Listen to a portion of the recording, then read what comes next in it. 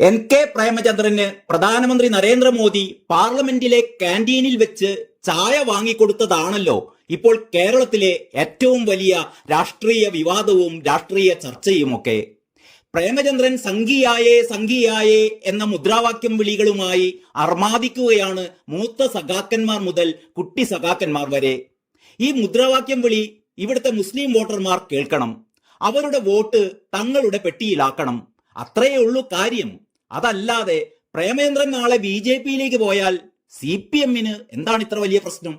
തങ്ങൾക്ക് ഇഷ്ടമില്ലാത്തവരെയൊക്കെ സംഘിക്കുപ്പായം അണിയിച്ച് BJP-ക്ക് ആളെ കൂട്ടിക്കൊടുക്കുന്നതാണല്ലോ ഇപ്പോൾ സഖാക്കളുടെ മുഖ്യ ജോലി. നിങ്ങൾ എന്നെ കമ്മ്യൂണിസ്റ്റ് ആക്കി എന്ന തോപ്പിൽ ബാസിയുടെ നാടകം പോലെ നിങ്ങൾ എന്നെ സംഘിയാക്കി എന്ന് നാളെ പ്രേമചന്ദ്രൻ ഒരു നാടകം എഴുതി BJP-യുടെ അരങ്ങിൽ പോയി കളിക്കില്ലെന്ന് ആര് കണ്ടു? അടുത്ത തിരഞ്ഞെടുപ്പിൽ 370 കടന്ന് 400 സീറ്റുകൾ വരെ BJP നേടുമെന്നൊക്കെയാണല്ലോ അണിയറ സംസാരങ്ങൾ. ഓരോ ദിവസവും ഇന്ത്യ മുന്നണി തകർന്ന് കുളം തോണ്ടുകയും ചെയ്യുന്നു. രാഹുലിന്റെ ജോഡോ ന്യായയാത്ര നടക്കുന്നുണ്ടോ ഇല്ലയോ എന്ന് പോലും അറിയാത്ത സ്ഥിതിയാണ്. അപ്പോ പിന്നെ പ്രേമചന്ദ്രൻ BJP-ക്കൊപ്പം പോയാൽ അതിലെന്താണ് ഇത്ര അത്ഭുതം? ശശി തരൂർ വരെ അതിനായി കുപ്പായവും തുന്നി കാത്തിരിക്കുന്നുണ്ട് എന്നാണ് ഡൽഹിയിലെ ചില അണിയറ സംസാരങ്ങൾ. ഏതായാലും പ്രധാനമന്ത്രി പ്രേമചന്ദ്രന് കൊടുത്ത ചായക്കൊപ്പം എരിവ് കൂട്ടാൻ നമ്മുടെ പ്രിയപ്പെട്ട നടനും സംവിധായകനും രാഷ്ട്രീയ നിരീക്ഷകനുമൊക്കെയായ ജോയ് മാത്യു ഒരു സൂപ്പർ റോസ്റ്റ് തയ്യാറാക്കി ഫേസ്ബുക്കിൽ ഇട്ടിട്ടുണ്ട്. Special CPM roast. പിണറായി വിജയന് മുതൽ എളമരം കരീമിന് വരെ മുളകിട്ട് പുരട്ടിയാണ് ജോയ് മാത്യു ഈ പോസ്റ്റല്ല റോസ്റ്റ് തയ്യാറാക്കിയത്. പ്രധാനമന്ത്രി വിരുന്നിന് വിളിച്ചാൽ പോകേണ്ടത് ഏതൊരു പൗരന്റെയും കടമയാണ് എന്നാണ് ജോയ് മാത്യു ഈ പോസ്റ്റിൽ ആദ്യമായി നിരീക്ഷിക്കുന്നത്. കാര്യങ്ങൾ പഠിച്ച് മാത്രം ഉജ്ജ്വലമായി സഭയിൽ അവതരിപ്പിക്കുന്ന മികച്ച പാർലമെന്റേറിയൻ എന്ന് ഭരണപക്ഷം പോലും സമ്മതിക്കുന്ന പ്രേമചന്ദ്രൻ MP-യെ ചായ കുടിക്കാൻ വിളിക്കാൻ തനിക്ക് തന്നെ പലപ്പോഴും തോന്നിയിട്ടുണ്ട്. അപ്പോൾ പിന്നെ നമ്മുടെ രാജ്യത്തിന്റെ പ്രധാനമന്ത്രി പ്രേമചന്ദ്രനെ ചായ കുടിക്കാൻ ക്ഷണിച്ചില്ലെങ്കിലല്ലേ അത്ഭുതമുള്ളൂ എന്നാണ് ജോയ് മാത്യു ഫേസ്ബുക്ക് കുറിപ്പിൽ ചോദിക്കുന്നത്. പ്രധാനമന്ത്രിയെ കണ്ടപ്പോൾ താണുവണങ്ങി കൈകൾ രണ്ടും കൂട്ടിപ്പിടിച്ച ആളുടെ മര്യാദയാണ് നമുക്ക് മാതൃകയാവേണ്ടത് എന്ന കാര്യത്തിൽ ആർക്കും അഭിപ്രായ വ്യത്യാസം ഉണ്ടാകുമെന്ന് തോന്നുന്നില്ല എന്നൊരു കുത്തുകൂടി ജോയ് മാത്യു ഈ പോസ്റ്റിനൊപ്പം പിണറായിക്കിട്ട് കുത്തുന്നുണ്ട്.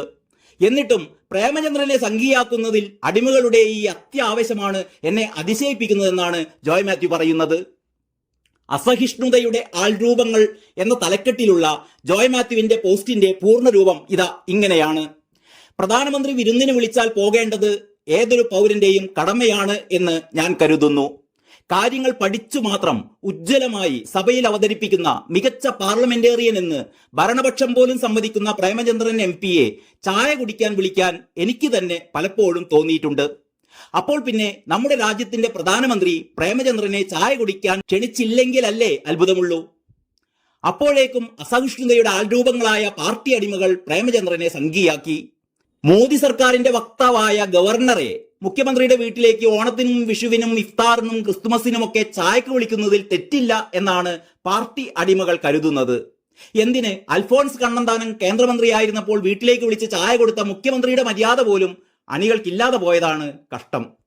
പ്രധാനമന്ത്രിയെ കണ്ടപ്പോൾ താണുവണങ്ങി കൈകൾ രണ്ടും കൂട്ടിപ്പിടിച്ച ആളുടെ മര്യാദയാണ് നമുക്ക് മാതൃകയാവേണ്ടത് എന്ന കാര്യത്തിൽ ആർക്കും അഭിപ്രായ വ്യത്യാസം ഉണ്ടാകുമെന്ന് തോന്നുന്നില്ല.